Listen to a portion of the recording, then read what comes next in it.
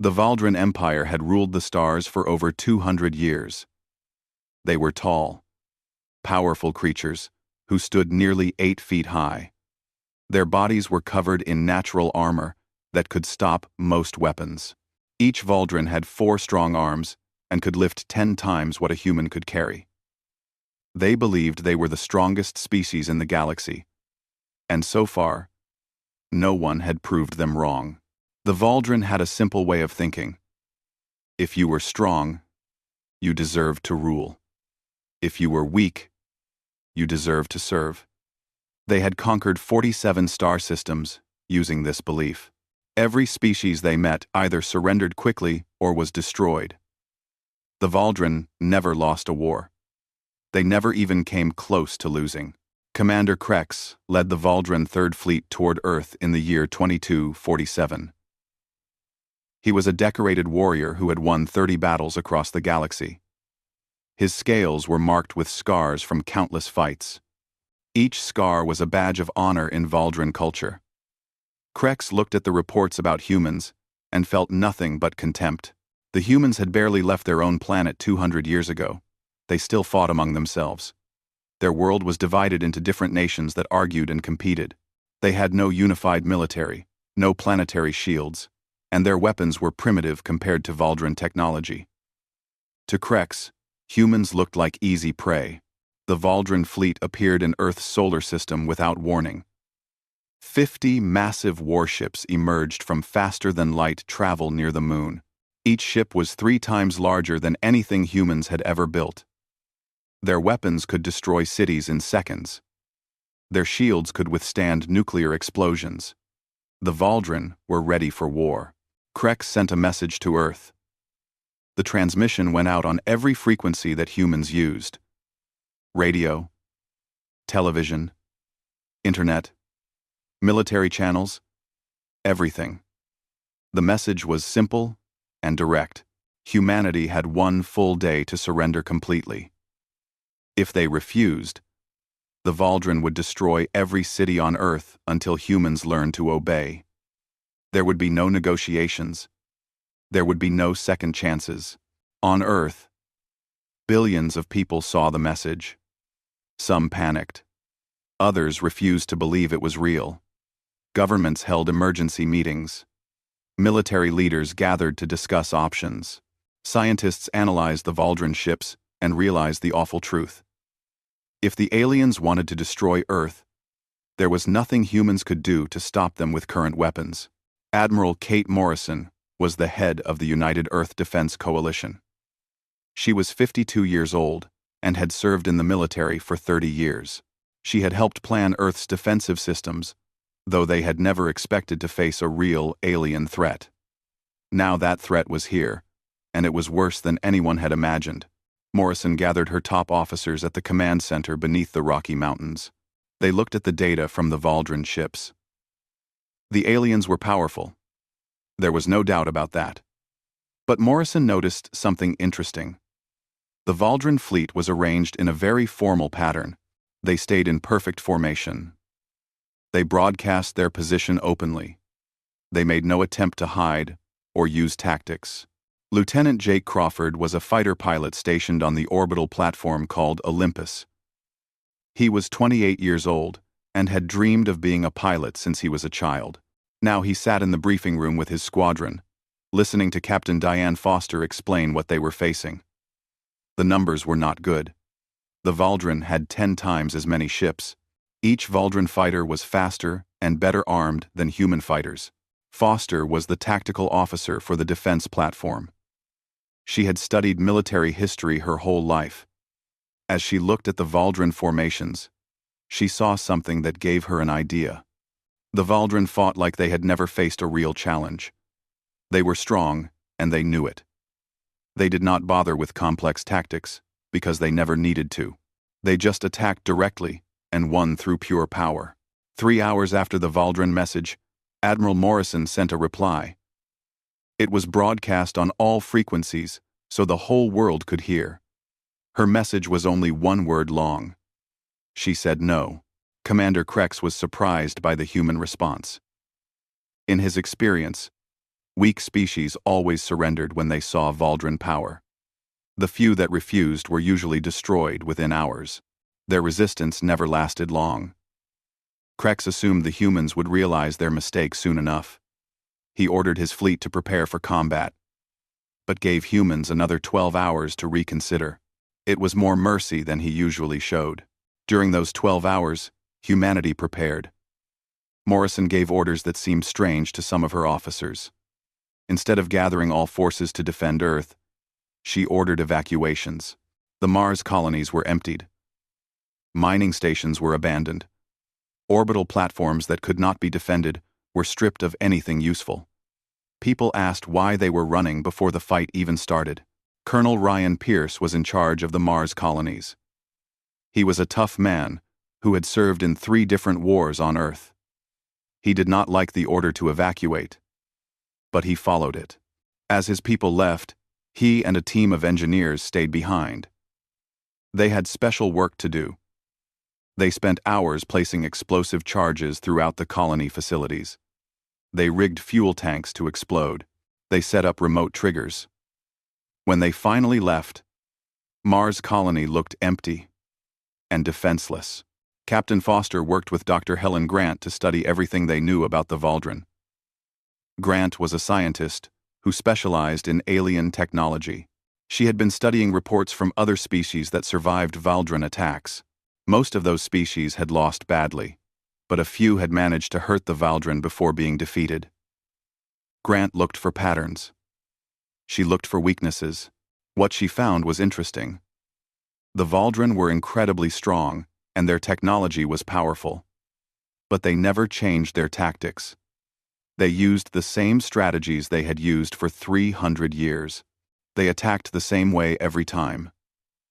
They never adapted because they never needed to.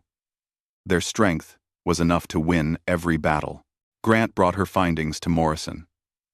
The Admiral listened carefully and then smiled for the first time since the Valdren arrived. She understood what Grant was saying. The Valdren were like a fighter who had never lost a match. They were confident, powerful, and completely unprepared for an opponent who fought differently than they expected. Morrison called a meeting with all senior officers. She explained her strategy. Humans could not win by being stronger than the Valdren. That was impossible. But humans could win by being smarter. They could win by refusing to fight the way the Valdren expected. They could win by making the Valdren's strength useless. The room was quiet as officers considered this. Finally, Crawford spoke up. He was young, but he understood. The Valdren expected honor and direct combat. Humans would give them neither. They would. Fig Commander Krex was furious after the Mars attack. No species had ever dared to use such tactics against the Valdren. Warriors were supposed to face each other in honest combat. Hiding explosives and running away was the behavior of cowards. He swore that humans would pay for their dishonorable actions. He ordered an immediate assault on Earth's orbital stations. His warriors would crush the humans in direct battle where tricks would not help them. The Valdren fleet moved toward Earth. 50 warships approached the planet in a massive formation. They expected the human fleet to come out and fight. Instead, the few ships humans had in orbit retreated behind the defense stations. The Valdren saw this as more cowardly behavior.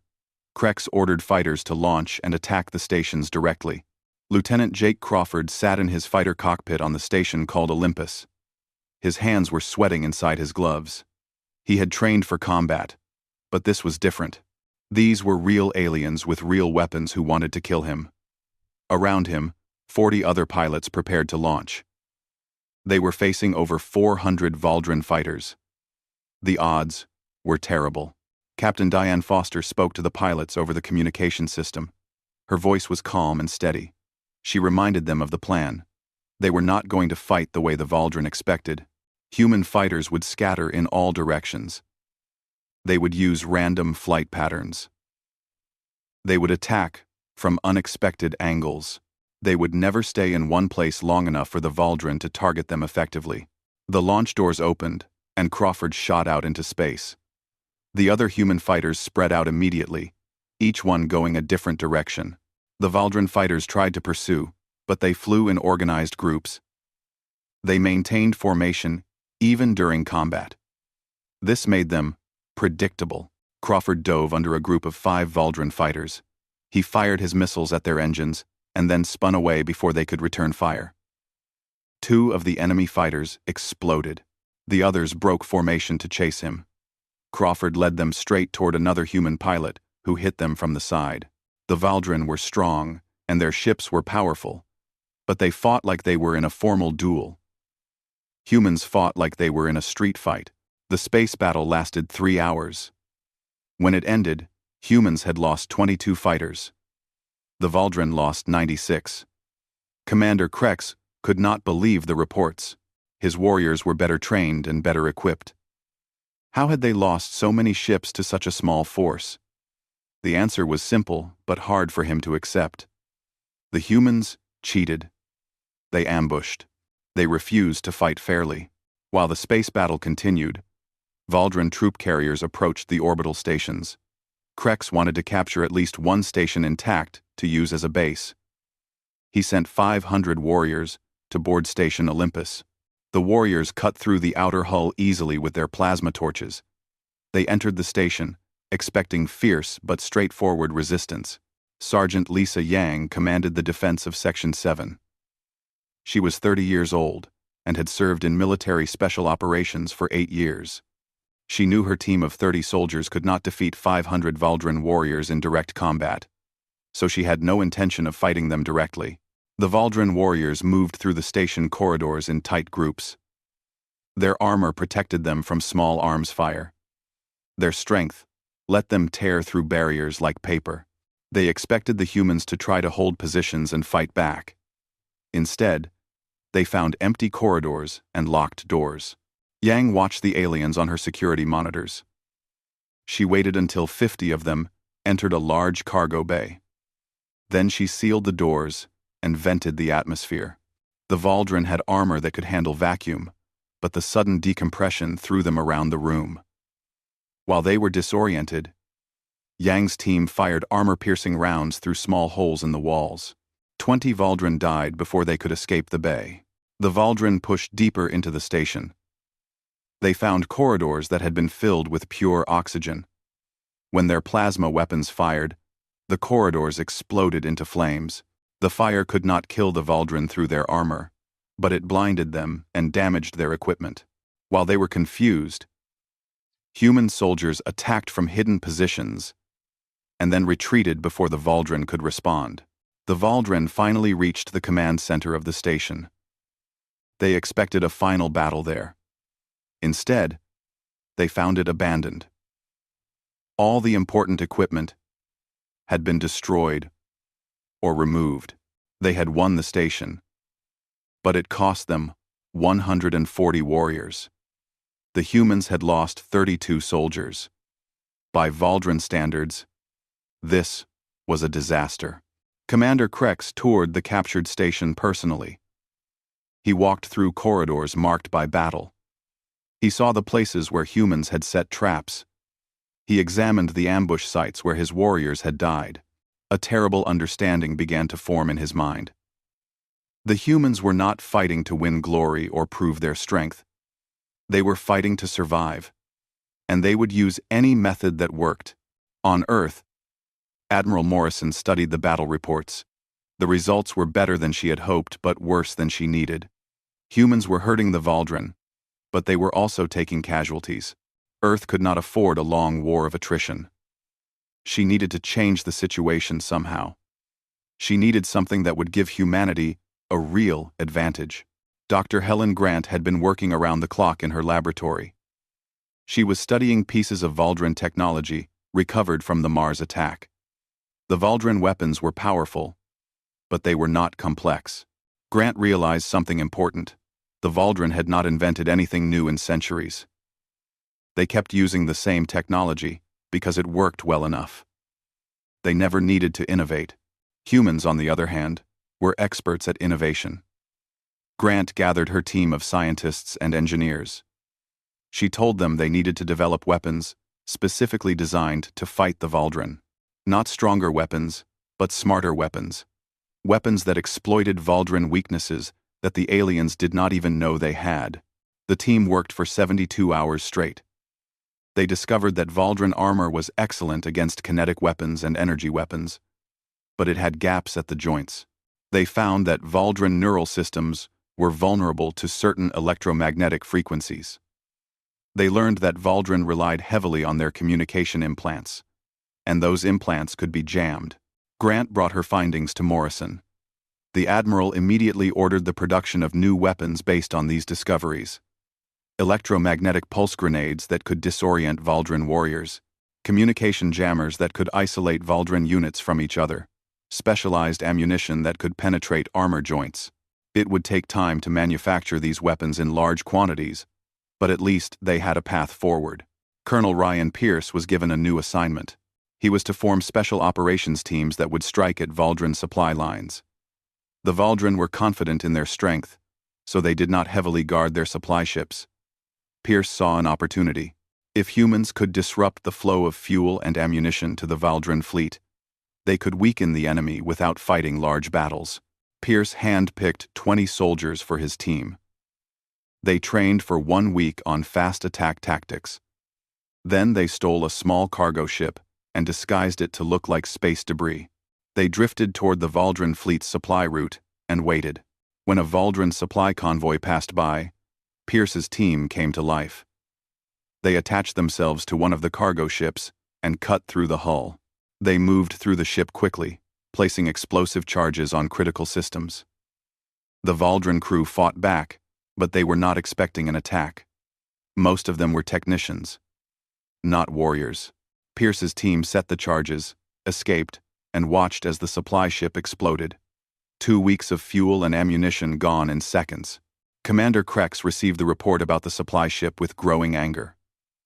The humans were like insects, small and weak individually, but dangerous in large numbers. They struck from shadows and ran before reinforcements could arrive. This was not how wars were supposed to be fought. This was not honorable combat. But it was working. Captain Foster analyzed the Valdrin fleet movements. She noticed they were becoming more cautious. They sent scouts ahead of supply convoys now. They kept their fighters closer to the capital ships. They were adapting to human tactics, but slowly. Foster realized this was a critical moment. If humans could keep the pressure on, keep forcing the Valdrin to react, they might actually have a chance. Lieutenant Crawford and his fellow pilots launched another mission. This time they were not defending. They were attacking. Their target was a Valdrin ship that served as a repair facility. If they could destroy it, damaged Valdrin fighters would have nowhere to go for repairs. The mission was dangerous. The repair ship was protected by a full squadron of enemy fighters. Crawford led his team in fast and low. They came from the direction of the sun, so the Valdrin sensors would have trouble detecting them. They got within weapons range before the alarm sounded. Crawford fired all his missiles at the repair ship's main hangar. The missiles punched through the light armor and exploded inside. Secondary explosions rippled through the ship as fuel and ammunition caught fire. The Valdrin fighters scrambled to respond, but the human pilots were already retreating at full speed. They had learned to hit fast and run before the enemy could organize. 3 human fighters were destroyed during the escape. But the Valdrin lost their only repair facility in the Earth system. Sergeant Yang was promoted to lieutenant and given command of a full company. Her success on Station Olympus had shown that human soldiers could fight Valdrin warriors if they used the right tactics. Yang trained her new company in urban combat techniques, trap setting, and ambush tactics. She turned her soldiers into specialists at fighting enemies who were physically superior. The Valdrin bombardment fleet approached Earth. 30 ships moved into position above major cities, their weapons charged up, ready to rain destruction on the planet below. Commander Krex watched from his flagship, certain that this show of force would finally break human resistance. He had given orders to target military installations first, then government centers, and finally civilian areas if necessary. Surely humans would surrender before it came to that. Admiral Morrison had other plans. The new weapons Dr. Grant developed were finally ready. These ships were old cargo vessels that had been modified for one-time attack runs. Each ship had a crew of just 3 people who volunteered for what might be a suicide mission. Captain Diane Foster coordinated the attack from the command center. She waited until the Valdren bombardment ships were fully committed to their positions. Then, she gave the order. 20 small human ships emerged from behind Earth's moon at full speed. They were old and slow compared to Valdren warships, but the Valdren were not expecting an attack. The small ships fired their electromagnetic pulse missiles. The missiles were not designed to destroy Valdren ships. They were designed to disable their systems. The pulses hit the bombardment fleet and caused chaos. Shields flickered and died. Weapons systems went offline. Communication was lost. The Valdren ships were not destroyed, but they were helpless. Lieutenant Jake Crawford led a fighter squadron that came in right behind the attack ships. His fighters carried the new armor-piercing ammunition that Grant's team had developed. They targeted the disabled bombardment ships at close range, aiming for the engine sections. Without shields to protect them, the Valdren ships took heavy damage. 5 of them were destroyed completely. 8 more were crippled and began drifting out of orbit. Commander Krex could not believe what he was seeing. In less than 20 minutes, his bombardment fleet was devastated. The humans had used primitive cargo ships and basic fighters to defeat his most powerful warships. It was impossible. Yet it happened. He ordered his remaining fleet to pull back and regroup. For the first time in his career, Krex felt something he had never experienced before. He felt doubt. On Earth, people celebrated. News of the victory spread across the planet in minutes. Humans had not just defended their home, they had gone on the attack and won. It gave everyone hope that maybe, just maybe, they could win this war. Dr. Helen Grant did not join the celebrations. She was already working on the next problem. The electromagnetic pulse weapons worked well, but they could only be used once before the Valdren would adapt their shields. She needed to stay ahead of the enemy. She needed to keep innovating faster than they could respond. Grant studied the recovered pieces of Valdren ships. She noticed something interesting about their power systems. The Valdren used incredibly efficient fusion reactors, but those reactors had a weakness. If you overloaded them with the right frequency of energy, they would automatically shut down to prevent an explosion. Grant smiled. She could work with that. Colonel Ryan Pierce and his special operations team continued their raids on Valdren supply lines.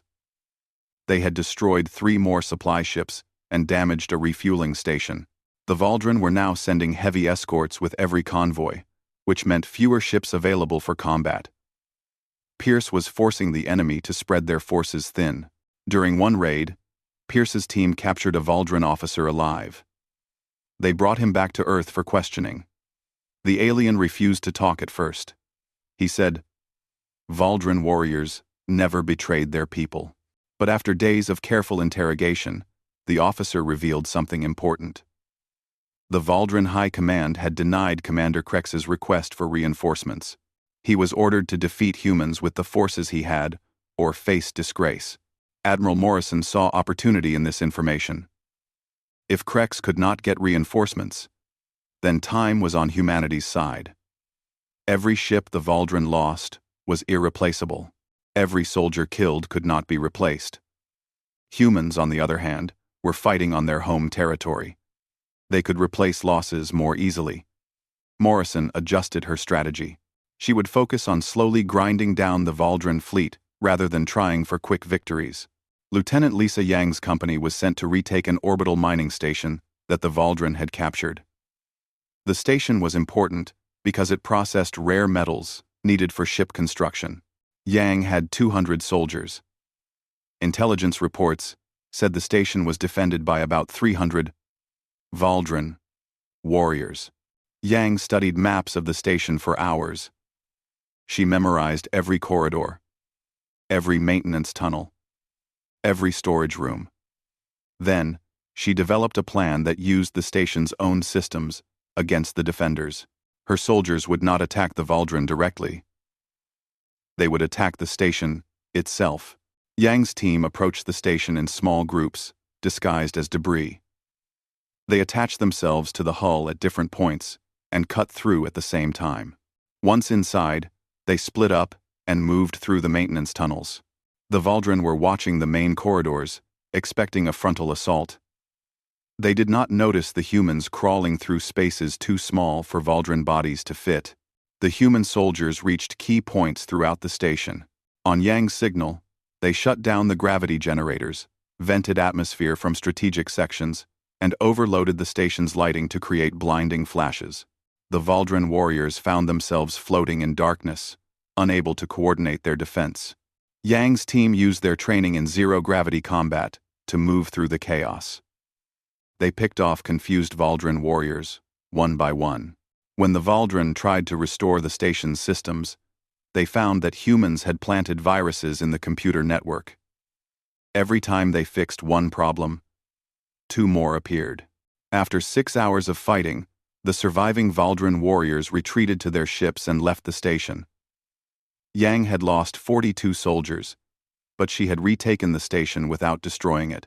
The mining operations could resume within a week. More importantly, she had proven that humans could beat Valdren warriors even when outnumbered.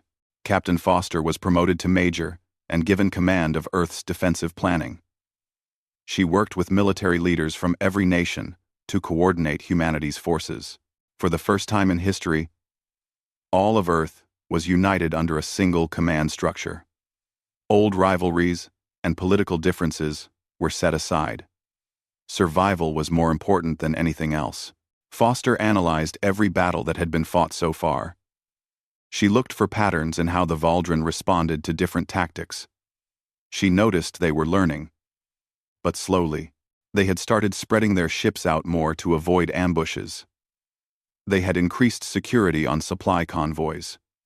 They had become more cautious about entering confined spaces, but they still relied on direct combat and superior strength.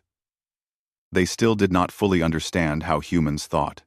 Lieutenant Crawford was given a new fighter equipped with experimental weapons. Dr. Grant had developed focused energy beams that could overload Valdren reactor systems. Crawford's mission was to test these weapons in real combat. He led a small strike force against a Valdren destroyer that was patrolling alone near Jupiter. The attack began with Crawford's team using standard missiles to draw the destroyer's attention. The Valdren ship's shields easily blocked the missiles. The Valdren captain probably thought it was another minor harassment attack. Then Crawford fired the new energy beam directly at the destroyer's reactor core. The beam penetrated the shields because it was not designed to cause immediate damage. Instead, it fed energy into the reactor at a specific frequency. The Valdren reactor tried to compensate for the unexpected input. It failed. Safety systems activated and shut down the reactor to prevent an explosion. The destroyer lost all power. Without power, the destroyer drifted helplessly. Crawford's team destroyed it with conventional weapons. The entire engagement lasted less than 10 minutes. When Commander Krex heard about how quickly the destroyer was defeated, he began to understand the true nature of his enemy. Humans were not just fighting back. They were learning how to hurt Valdren forces in new ways every week. Dr. Grant continued her work developing new weapons and tactics. She led a team of 500 scientists and engineers who worked around the clock. They studied every piece of Valdren technology they could capture. They analyzed every battle recording. They looked for any weakness they could exploit. Grant slept only 4 hours a day and survived on coffee and determination. One of Grant's team members made an interesting discovery. Valdren communication systems used a quantum encryption that was supposed to be unbreakable. But quantum systems had a weakness. If you bombarded them with enough random quantum noise, they could be forced to shut down temporarily. Grant immediately began developing communication, jamming devices based on this principle. The new jammers were tested in the next major battle. When Valdren ships entered Earth's orbit for another assault, human forces activated the jammers. Suddenly, Valdrin ships could not communicate with each other. They could not coordinate their attacks. They could not call for help or receive new orders. Each ship was isolated and had to fight independently. Lieutenant Crawford's fighter wing took advantage of the confusion. They attacked Valdrin ships one at a time, overwhelming them with concentrated fire before moving to the next target. The Valdrin tried to respond, but without communication, they kept getting in each other's way. Some fired at friendly ships by mistake. Others retreated when they should have pressed the attack. It was chaos. Commander Krex watched his fleet fall apart. He had never seen Valdrin warriors so disorganized. When the communication jamming finally ended, he had lost 9 ships and gained nothing. He ordered a full retreat back to the outer solar system. He needed time to think and plan. On board the Valdrin flagship, Krex's officers were arguing. Some wanted to press the attack, despite the losses. Others suggested retreating completely and reporting to the High Command that Earth was too difficult to conquer. Krex listened to both sides. Then he made a decision that surprised everyone. He would study the humans the way they had studied the Valdrin. He would learn their tactics. He would adapt. It was a strange feeling for Krex. The Valdrin had never needed to adapt before. They won through strength and courage. But strength was not enough against humans. He began watching recordings of every battle. He studied human history and military tactics. He read about Earth's many wars.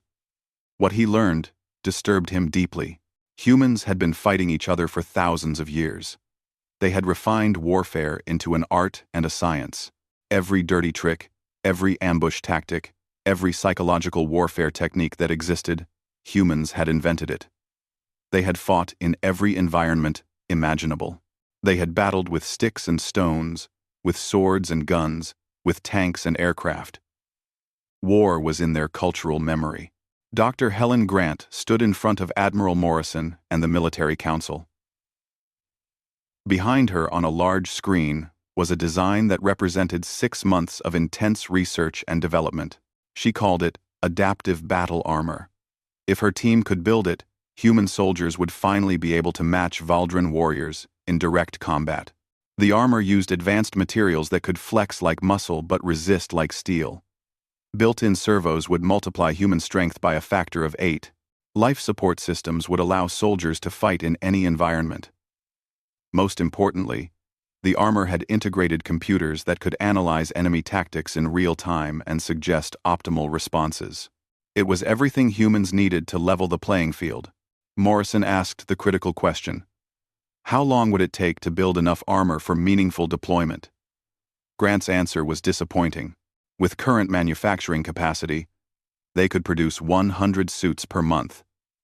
To equip entire battalions would take over a year. Morrison made a decision. They would build 500 suits as quickly as possible and create an elite force.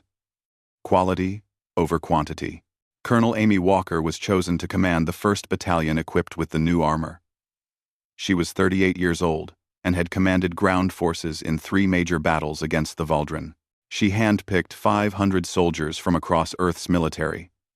They trained for 8 weeks, learning how to use the armor's capabilities. The armor did not just make them stronger, it made them think differently about what was possible in combat. While the armor project moved forward, Lieutenant Jake Crawford continued flying combat missions. He had been promoted to captain and given command of an entire fighter wing. His squadron had destroyed 23 Valdrin ships without losing a single pilot in the last month. Crawford was becoming a symbol of human resistance. His tactical innovations were being studied and copied by fighter pilots across the fleet. Crawford's latest idea was to use asteroids as weapons. The asteroid belt between Mars and Jupiter was full of rocks that could be pushed toward targets using small engines. The rocks themselves were free, and the engines were cheap to make. Crawford's team attached engines to 50 asteroids and sent them drifting toward the Valdrin fleet's position. The rocks moved slowly, taking weeks to reach their targets, but they were nearly impossible to detect until too late. When the first asteroid hit a Valdrin support ship, Commander Krex thought it was an accident. When the second and third asteroids hit other ships over the following days, he realized it was an attack. But how did you defend against rocks? They had no energy signature. They looked like natural debris. Valdran ships had to waste fuel constantly, maneuvering to avoid potential impacts. It was a simple tactic that created major problems. Major Diane Foster worked with intelligence officers to hack into Valdran communication networks. The quantum jamming had shown that Valdran systems could be disrupted. Foster wondered if they could do more than just disrupt. Could they actually feed false information to the enemy? Her team spent 3 months studying captured Valdran equipment before they found a way in. The first test of the communication hacking was small. Foster's team sent a fake order to a single Valdran patrol ship, telling it to investigate a false sensor reading. The ship obeyed and flew into an ambush where human fighters destroyed it. The test worked. Foster began planning a larger operation. Colonel Ryan Pierce had expanded his Special Operations Force to 3 teams. They operated independently, striking Valdran targets across the solar system. Pierce's teams had become so effective that the Valdran had to dedicate 10 ships just to hunting for them. Those 10 ships were not available for other missions. Pierce considered that a success even when his teams did not directly engage the enemy. One of Pierce's teams discovered something important during a raid on a Valdran supply depot. They found evidence that the Valdran were running low on a specific rare material used in their shield generators. Without this material, they could not repair damaged shields. If humans could find and destroy the Valdran stockpiles of this material, the enemy fleet would become increasingly vulnerable. Lieutenant Lisa Yang was promoted to captain and given command of a special assault unit. Her mission was to test new urban combat tactics that could be used if the Valdran ever landed on Earth's surface in force. Yang trained her unit to fight in cities using every advantage the environment provided. Buildings could be turned into fortresses. Even civilian infrastructure like power lines and gas pipes could be weaponized. The first real test of Colonel Walker's armored battalion came when the Valdran attempted to recapture the orbital mining station. 200 Valdran warriors landed on the station, expecting to fight unarmored humans. Instead, they faced Walker's armored soldiers.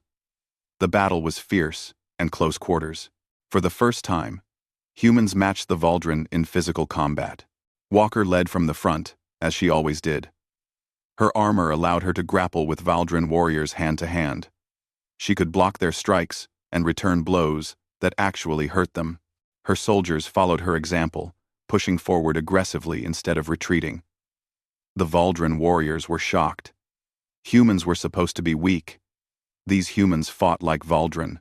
The battle lasted 4 hours. When it ended, the Valdran had lost 90 warriors.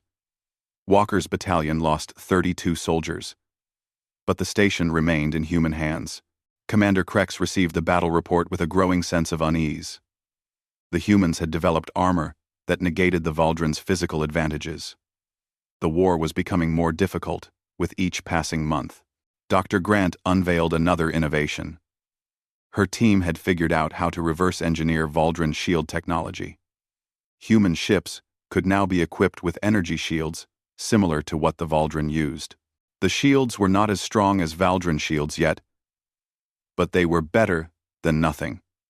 More importantly, they could be modified quickly to defend against new threats. The ability to adapt was becoming humanity's greatest weapon. Admiral Morrison launched a major offensive 6 months after the war began. The goal was to take control of the space around Mars and establish a forward operating base. 50 human ships, many equipped with the new shields, moved toward Mars. The Valdran fleet moved to intercept. The largest battle of the war was about to begin. Major Foster activated the communication hacking operation during the battle. False orders flooded Valdran networks. Some ships were told to withdraw. Others were given wrong coordinates. A few received orders to attack friendly vessels. The Valdran command structure fell apart in confusion.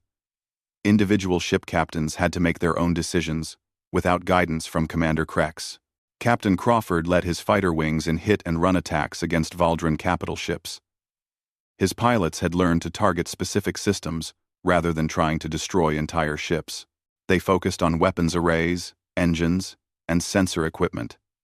A disabled ship was just as good as a destroyed ship, but took fewer resources to achieve. The Battle of Mars lasted 18 hours. When it ended, the Valdren had lost 17 ships and been forced to retreat to the outer solar system. Human forces lost 9 ships, but achieved their objective. Mars' orbit was now under human control.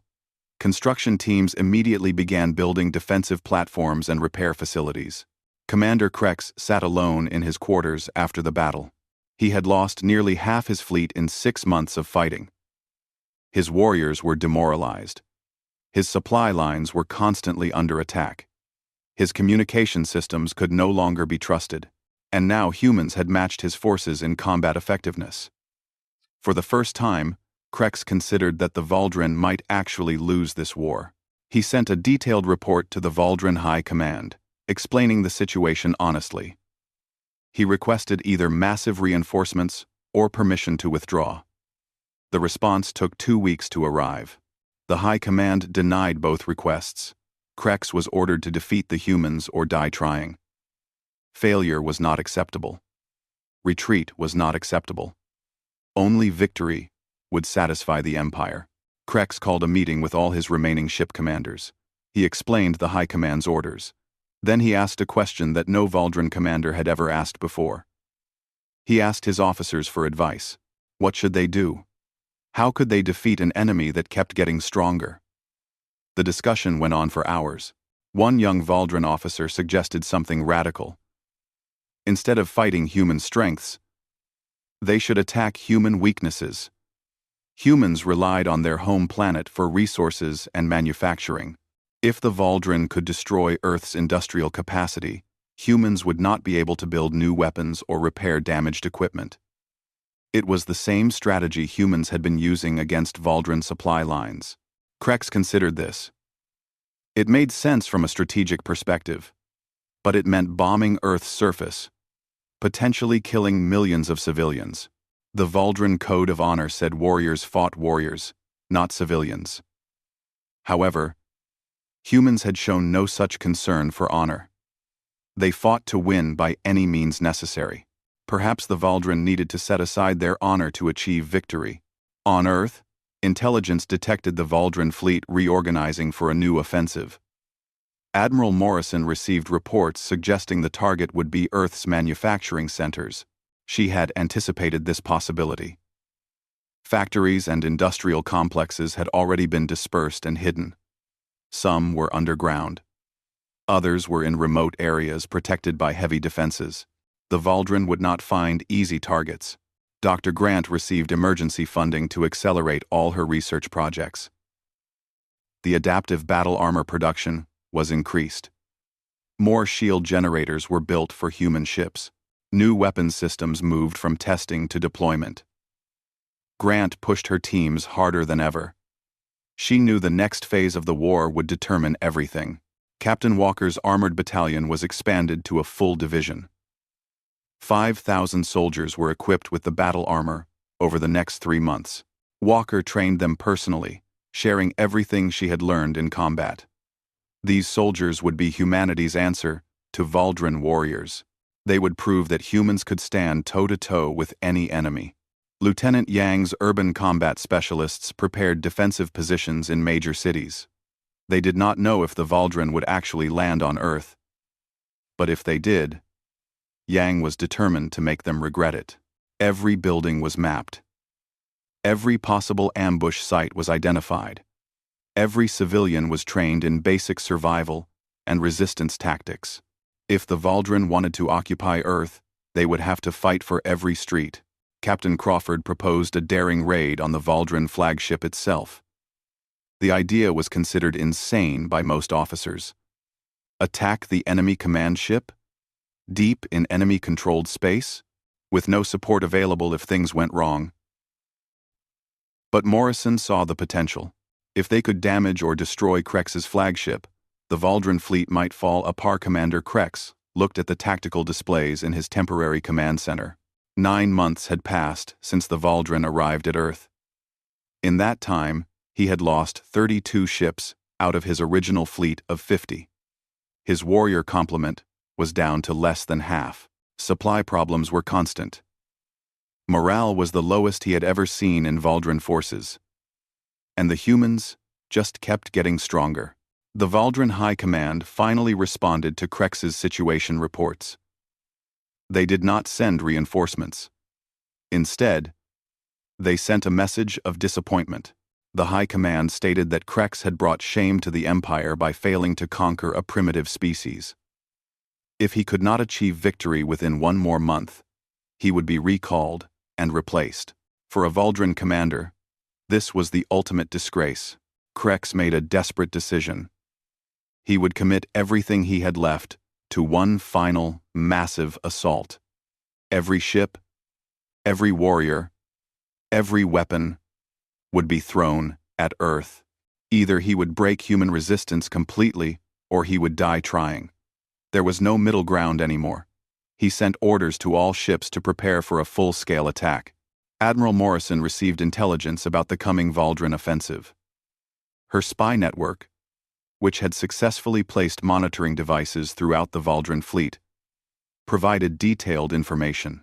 Krex was planning to hit Earth with everything at once. It would be the decisive battle of the war. Morrison called an emergency meeting with all senior commanders.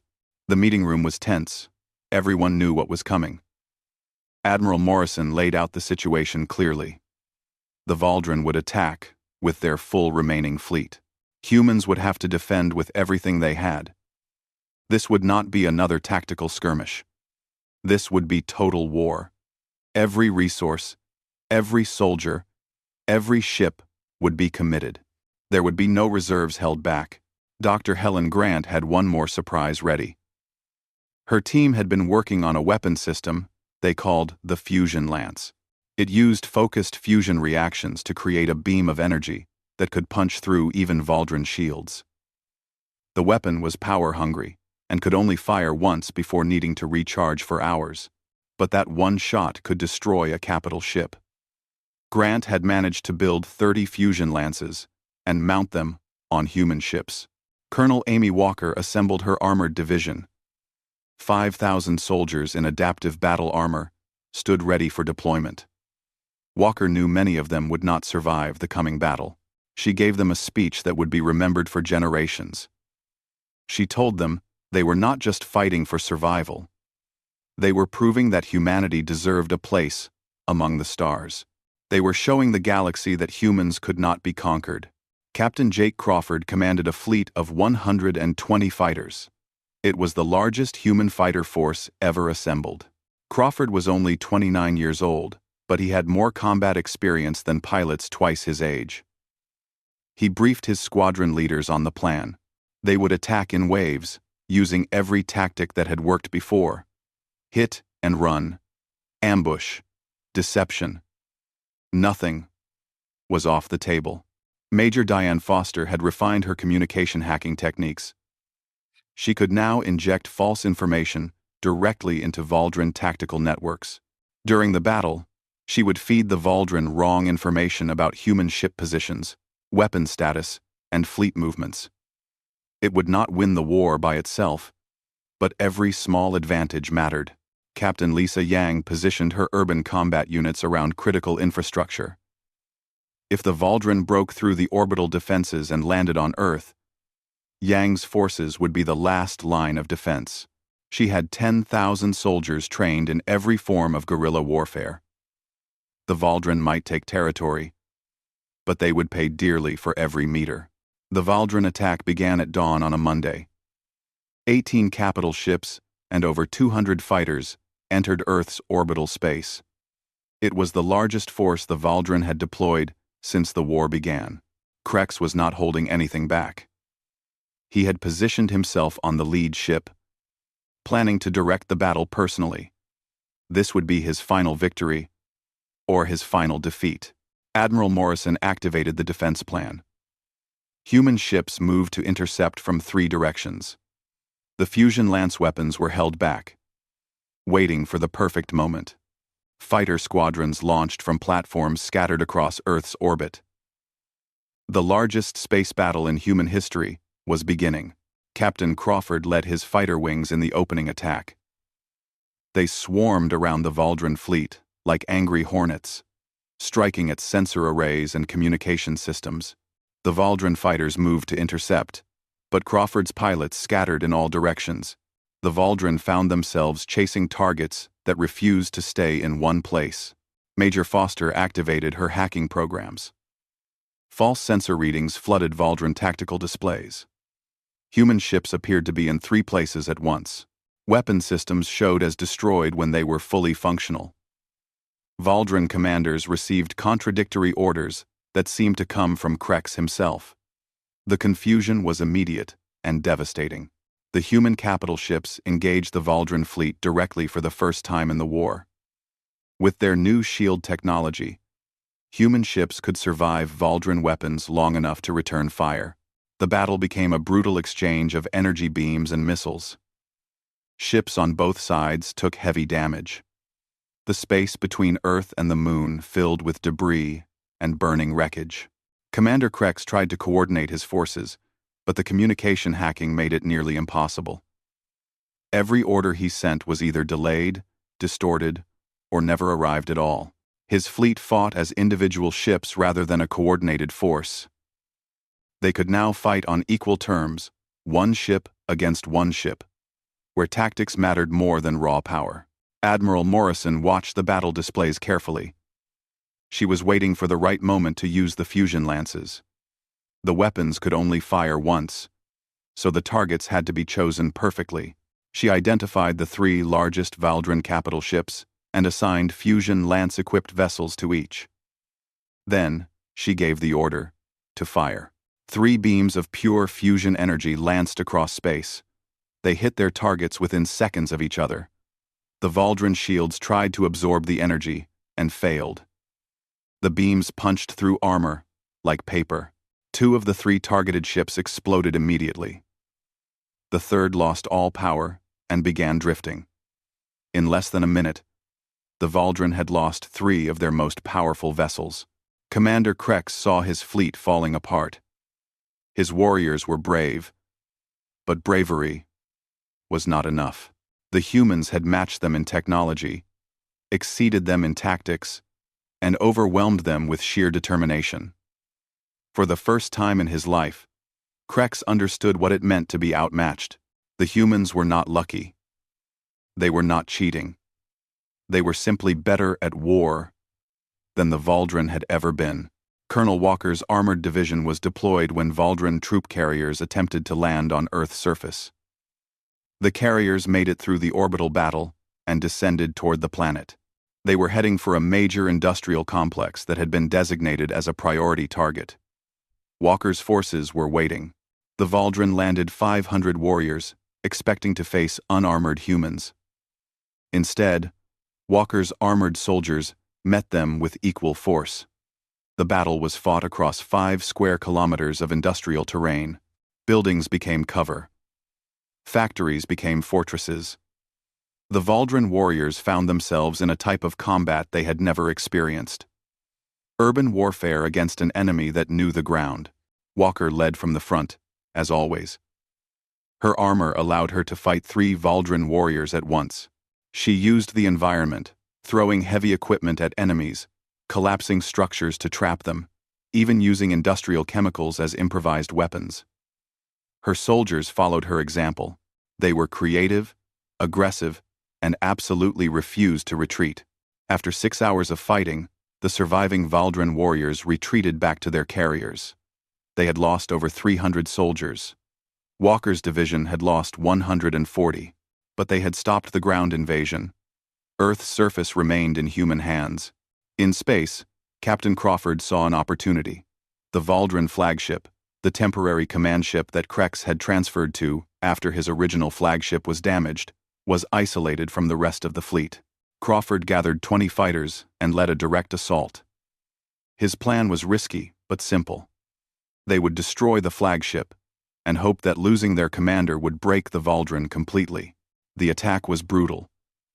Crawford's fighters took heavy fire as they approached the flagship. 5 fighters were destroyed in the first minute. 3 more were crippled. But the remaining 12 pressed forward and fired everything they had at the flagship's bridge section. The concentrated fire overwhelmed the ship's shields and punched through the armor. Commander Krex felt his ship shudder under the impact. Alarms sounded throughout the vessel. Systems began failing. He knew the ship was lost. He had one final decision to make.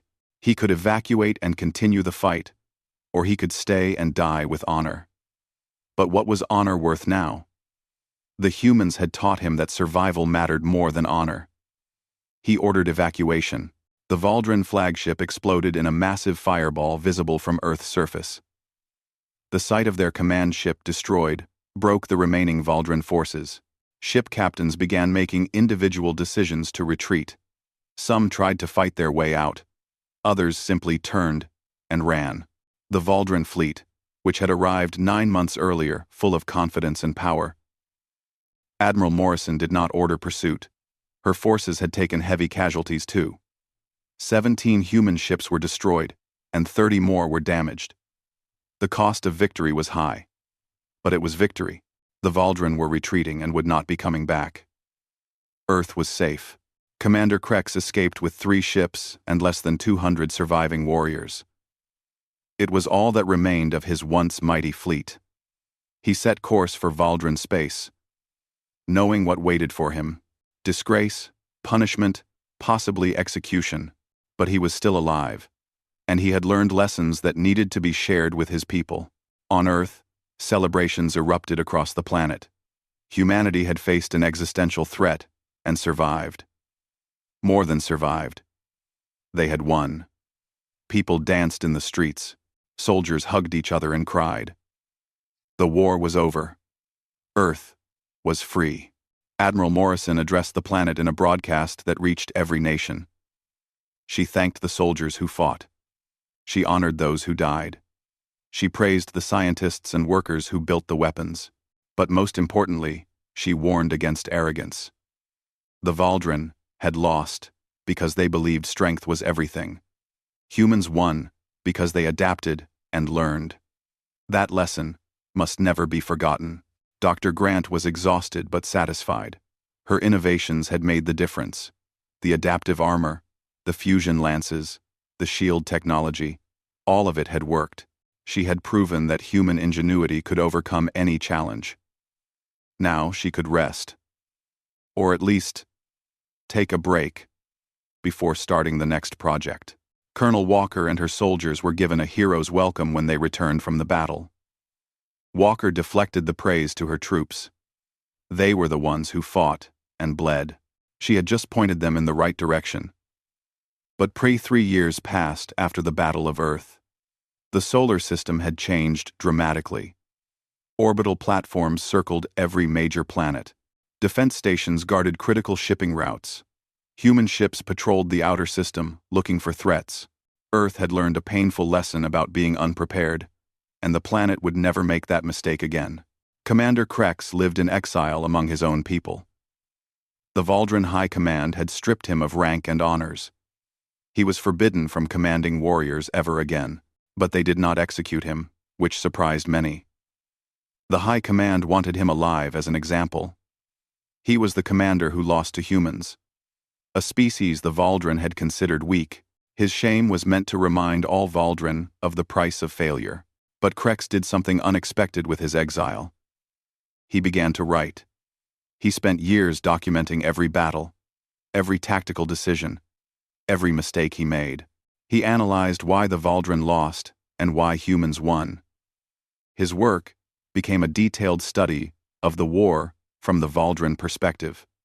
When he finally published his writings, they caused controversy throughout Valdren society. The title of Krex's book translated roughly to The Weakness of Strength. In it, he argued that the Valdren had become weak precisely because they were so strong. They never needed to innovate because raw power was enough to win. They never learned to adapt because they never faced a worthy opponent. The humans, despite being physically weaker, were stronger where it mattered. They were mentally flexible, tactically creative, and absolutely refused to give up. The book spread throughout the galaxy. Species that had been conquered by the Valdren read it eagerly. They learned that the mighty Valdren were not invincible. They learned tactics that could work against superior force. Some species began planning resistance movements.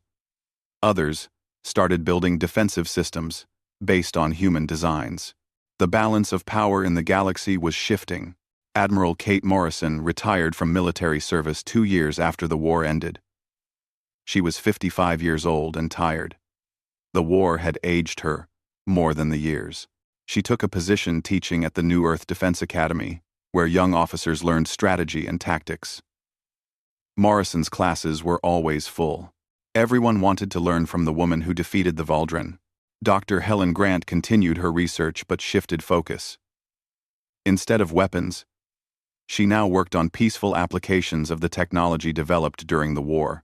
The fusion lance technology became fusion power plants that provided clean energy. The adaptive armor technology led to exoskeletons that helped disabled people walk. Shield generators protected mining operations in dangerous environments. Grant proved that tools of war could become tools of progress. Colonel Amy Walker took command of the Earth Defense Force ground units. She built the military into a professional, highly trained organization. But Walker insisted on including education about the horrors of war. Every soldier had to understand what combat really meant. She wanted warriors who could fight when necessary, but who preferred peace. Her approach became a model, copied by many nations. Major Jake Crawford led exploration missions to nearby star systems. After years of war, he enjoyed the peace of deep space exploration. His ships carried diplomats and scientists, instead of weapons and soldiers. Crawford hoped that humanity's first impression on other species would now be peaceful rather than violent. Though his ships were still well armed, just in case. Captain Lisa Yang founded a school for tactical studies. Officers from across Earth came to learn her methods of unconventional warfare. Yang taught them that victory did not always go to the strongest. Victory went to whoever was willing to adapt, to think creatively, and to use every advantage available. Her students spread throughout the military, bringing her philosophy with them. 5 years after the war, humanity received an unexpected visitor. A single Valdren ship approached Earth, broadcasting peaceful intentions. The ship's commander requested permission to meet with human leaders. After careful security preparations, the request was granted. The Valdren commander was escorted to a meeting room where Admiral Morrison and other officials waited. The Valdren commander introduced himself as Krex. He was older now. His scales faded with age and stress. He explained that he came on a personal mission, not representing the Valdren government. He wanted to thank humanity for teaching his people a necessary lesson. The Valdren had become arrogant, and that arrogance had led to cruelty. Losing to humans had forced them to reconsider their place in the galaxy. Morrison listened carefully. She asked Krex why he really came. He could have sent a message instead of risking personal travel. Krex admitted he had another purpose. He wanted to study human military history and tactics in detail. His book had made him famous, but he knew he only understood the surface. He wanted to learn from human military academies, to understand how Earth had developed such sophisticated warfare over thousands of years. The request created debate among human leaders. Some argued that sharing military knowledge with former enemies was foolish. Others believed that education could prevent future conflicts. Morrison supported allowing Krex to study at Earth. She believed that understanding led to respect, and respect led to peace. The decision was made to accept Krex as a visiting scholar. Krex spent 2 years on Earth. He studied at military academies and universities. He read human history books and watched documentaries about Earth's many wars. What he learned disturbed him deeply. Humans had fought thousands of wars over their history. They had developed warfare into a sophisticated art because they constantly fought each other. The tactics that defeated the Valdren were refined over millennia of human conflict. But Krex also learned something else. Humans did not celebrate war. They remembered it with sadness and regret. They built monuments to the dead and taught children about the cost of conflict. They tried, often unsuccessfully, to find peaceful solutions before resorting to violence. Humans understood war better than the Valdrin, but they also valued peace more. This paradox fascinated Krex. During his stay on Earth, Krex met with many of the people he had fought against. He shared a meal with Colonel Walker and apologized for the soldiers who died fighting his warriors. He talked with Dr. Grant about the nature of technological innovation and why the Valdrin had stagnated. He even flew in a simulator with Major Crawford, experiencing human fighter tactics from the inside. These meetings changed Krex. He began to understand that strength was not just physical power or advanced weapons. True strength came from the ability to overcome challenges, to adapt to new situations, and to learn from mistakes. The humans had all these qualities because their history forced them to develop these skills. The Valdrin lacked them because they never needed them until they met humanity. Before Krex left Earth, he gave a speech at the Earth Defense Academy. He spoke to hundreds of young officers about his experiences. He told them that the Valdrin had claimed to be the strongest species in the galaxy. They conquered 47 star systems and believed no one could challenge them. Then, they met humans and learned the difference between claiming supremacy and actually earning it. Krex explained that the Valdrin fought with strength and honor according to their code. Humans fought to win, using every tool available. When the Valdrin expected direct combat, humans used ambushes. When the Valdrin relied on superior technology, humans innovated faster. When the Valdrin followed rigid tactics, humans adapted in real time. The humans did not just defeat the Valdrin. They made the Valdrin defeat themselves by forcing them into a type of warfare they had never experienced. The speech ended with Krex making a statement that became famous across the galaxy. He said that the Valdrin had called themselves the Alpha species because they could dominate everyone through force. But after fighting humans, he understood that true supremacy was not about domination. True supremacy was about the ability to survive any threat, overcome any challenge, and adapt to any situation. By that measure, humans were the true apex species, not because they were strongest, but because they were most capable of doing whatever was necessary to survive. The young officers gave Krex a standing ovation. Morrison, watching from the back of the room, felt a complex mix of emotions. Pride in what humanity had accomplished. Sadness for what the war had cost. Hope that maybe the galaxy could learn from Earth's example. The war with the Valdrin had been terrible, but perhaps some good could come from it. Krex returned to Valdrin space and continued his work. He opened an academy where Valdrin warriors learned about tactics, strategy, and the art of adaptation. Many traditional Valdrin opposed his teachings. They said he was making warriors weak by teaching them to think instead of just fight. But younger Valdrin embraced the new ideas. They understood that the galaxy was changing, and the Valdrin needed to change too. 10 years after the war, the United Earth Council received requests from 12 different species asking for military advisors. These species wanted to learn human tactical methods. Some were former Valdrin victims planning resistance. Others simply wanted to improve their own defenses. Earth agreed to help, but insisted on teaching defensive warfare only. Humanity would share knowledge to help others protect themselves but would not help anyone become conquerors. Major Crawford, now promoted to colonel, led the first diplomatic mission to a species called the Terrax.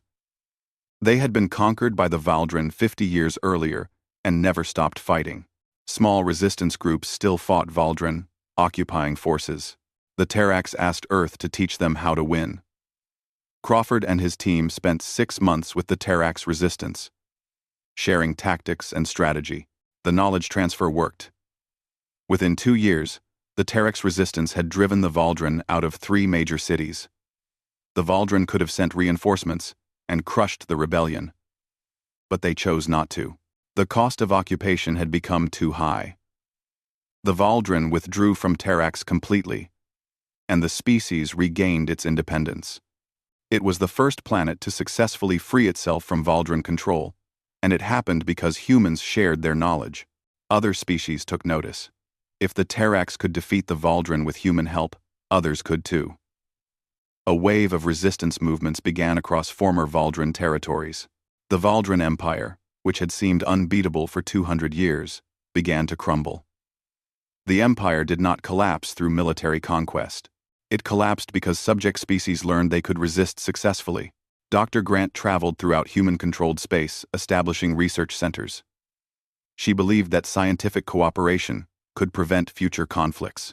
If different species worked together on projects, they would be less likely to fight each other. Her research centers brought together scientists from multiple species to work on problems like disease, energy production, and environmental restoration. Admiral Morrison, teaching at the academy, often reflected on the war and what it meant. Humanity had been hours away from extinction when the Valdrin arrived. Only luck, determination, and creativity had saved Earth. She wondered what would have happened if the Valdrin had attacked 50 years earlier when human technology was less advanced, or if they had attacked 100 years later when Earth would have been much better prepared. The truth was that the war had been won by very small margins. If a few battles had gone differently, humans would have lost. Morrison made sure her students understood this. Victory was never guaranteed. Preparation and skill improved odds. But luck always played a role.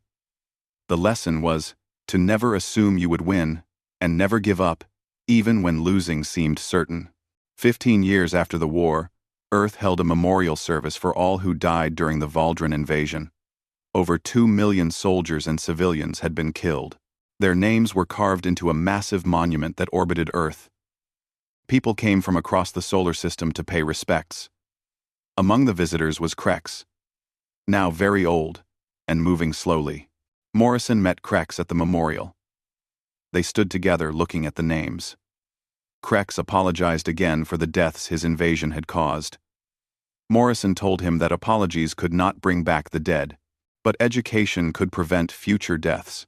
If Krex's work helped the galaxy understand that war should be a last resort, then perhaps some good came from the tragedy. The two former enemies stood in silence for a long time. They were both old now, their fighting days long past. They had been on opposite sides of a terrible war, yet here they stood together, united by the desire to make sure such a war never happened again. It was not friendship exactly. The wounds were too deep for that. But it was respect, and respect was enough. Krex died 2 years later at the age of 84. His final book was published after his death. It was titled, What I Learned from Losing. In it, he argued that defeat could be more valuable than victory if you learned from it. The Valdrin had won hundreds of battles over 2 centuries and learned nothing. They lost one war to humans and learned everything. The question was whether they would apply those lessons going forward. The Valdrin Empire transformed slowly over the following decades. They did not abandon their warrior culture, but they tempered it with wisdom. They stopped conquering new territories and focused on improving what they had. Young Valdrin read Krex's books and questioned whether strength really meant domination. A new generation emerged that valued cooperation over conquest. Humanity continued to explore and expand through the solar system and beyond. But they did so carefully, remembering the lessons of the war. They built strong defenses, but tried to make friends rather than enemies. When they encountered new species, they approached with respect rather than arrogance. Earth's reputation spread. Humans were known as fierce when threatened, but fair when respected. 50 years after the war, historians wrote that the Valdrin invasion had been a turning point for humanity. Before the war, Earth was divided and inward-looking. After the war, Earth was united and confident. The species that had nearly destroyed humanity had instead made humanity stronger. The war had been terrible, but it had forged modern human civilization. The greatest legacy of the war was not military technology or tactical doctrine. It was the understanding that true supremacy did not come from being the strongest or most advanced. True supremacy came from the ability to face any challenge and find a way to overcome it. The Valdren had claimed to be the alpha species because they could defeat anyone in direct combat. Humans had shown that being alpha meant surviving and thriving no matter what obstacles appeared. In the end, that was what humans had always done throughout their history. They adapted, they learned, they overcame, they turned disadvantages into advantages. They refused to give up even when success seemed impossible. These qualities had allowed humans to survive on Earth for hundreds of thousands of years. These same qualities had allowed them to defeat a galactic empire in 9 months. The story of the war became part of human culture. Parents told their children about the Valdren invasion and how Earth survived. Schools taught about the tactics and strategies that won the war, but they also taught about the cost of war and the value of peace. The goal was to create a generation that could fight if necessary, but preferred not to. Warriors who understood that real strength came from wisdom, not just weapons. And across the galaxy, other species looked to humanity as an example. Not because humans were the strongest or most advanced, but because they had proven that determination and creativity could overcome any challenge. The galaxy had many powerful species, but humanity had shown what true supremacy looked like. It was not about domination. It was about the will to survive and the wisdom to adapt. That lesson would echo through the stars for generations to come. Ivately, she felt immense pride. Her soldiers had proven that humans could match any warrior species in the galaxy. Captain Crawford was promoted to major and given command of Earth's new Deep Space Patrol Force. His mission was to keep watch for any future threats. Crawford accepted the responsibility, but hoped it would be boring. He had seen enough combat for one lifetime. Captain Yang began training the next generation of soldiers. She taught them everything she had learned about unconventional warfare. If Earth ever faced invasion again, humanity would be ready. But more importantly, Yang hoped her skills would never be needed. Peace was always better than war. No matter how good you were at fighting, don't completely. She gave Crawford permission to try. Crawford assembled a volunteer team of 20 pilots. They trained for 4 weeks on long-range navigation and assault tactics. Then they launched in modified fighters equipped with extended fuel tanks and extra weapons. The mission was simple on paper. Fly to the Valdren flagship, attack, and escape before reinforcements arrived. In practice, everything would need to go perfectly. The raid launched on a Tuesday morning Earth time. Crawford's team flew a long route around the solar system to approach from an unexpected direction. It took them 3 days to reach attack position. They came in fast and silent, weapons armed and ready. The Valdren flagship detected them too late to organize a proper defense. 20 fighters against a capital ship should have been suicide. But Crawford's team targeted the ship's communication arrays first, isolating it from the rest of the fleet. Then they focused on the engines, crippling the ship's ability to maneuver. Finally, they destroyed the hangar bay, preventing Valdren fighters from launching. The entire attack lasted 12 minutes. Commander Krex survived the attack, but his flagship was crippled. It would take months to repair. He had to transfer his command to another ship. A humiliating act for a Valdren commander.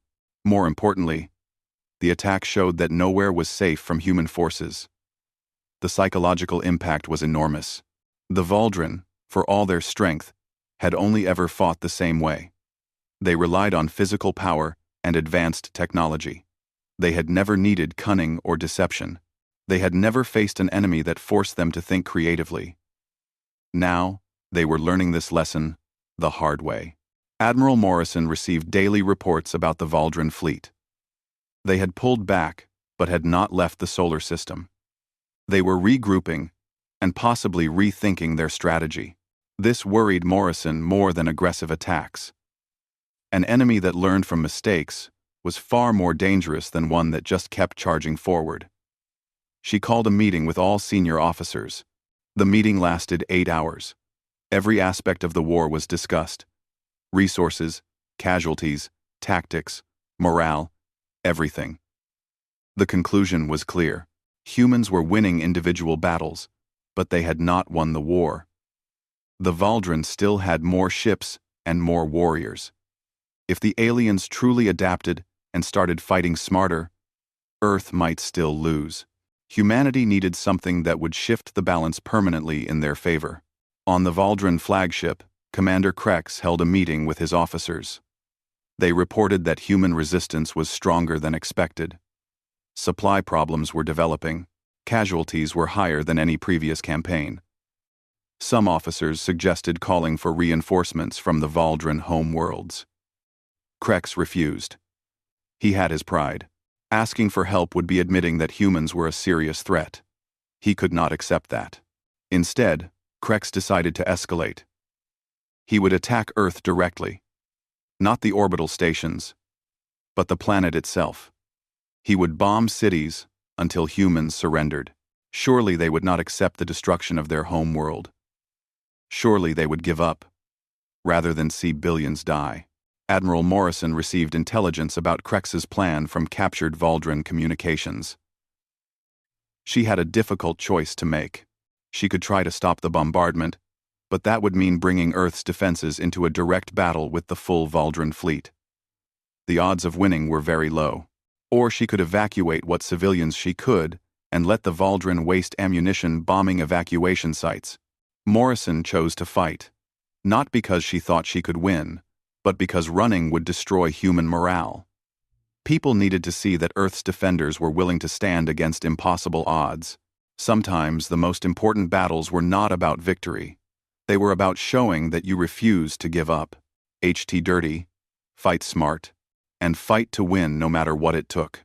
When the deadline passed and humans still refused to surrender, Commander Krex was angry. He ordered the attack to begin. The Valdren would teach these humans a lesson about defying the Empire.